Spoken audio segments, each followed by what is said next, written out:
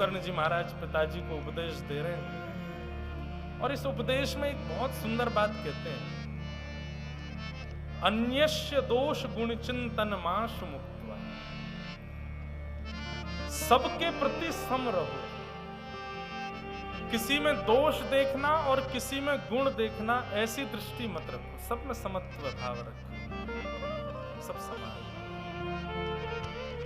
इस प्रकार गोकर्ण जी ने अपने पिताजी को ज्ञान उपदेश किया और ज्ञान उपदेश के पश्चात गोकर्ण जी तो वापस विद्यालय को चले गए पढ़ने। भैया अब आवाज बिल्कुल ही बंद हो गई। गोकर्ण जी महाराज वापस विद्यालय चले गए। आत्मदेव जी ने अपना जीवन सफल किया वन में जाकर के। धुंधुकारी मरने के बाद प्रेत बने। महाराज जी जयपुर में एक स्थान है सरस कुंज, वहां सरस कुंज के सरस माधुरी जी एक पद में कहते हैं कि भूत कौन बनता है।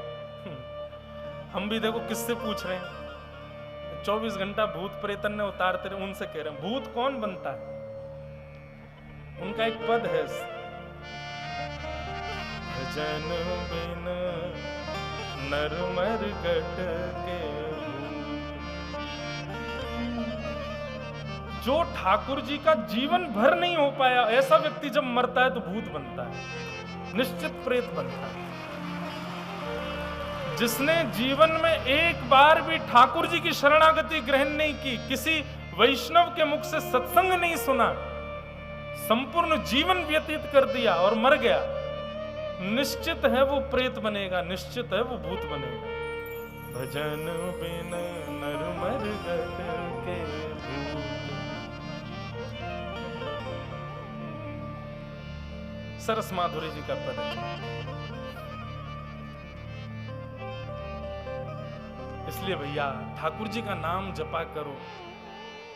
इस जन्म में तो जीवन में तो ये जीवन तो सफल होगा ही, मृत्यु के बाद का भी जीवन सफल हो जाता है भगवान नाम से। धुंधुकारी प्रेत बने, गया श्राद्ध से भी उनको मुक्ति नहीं हुई।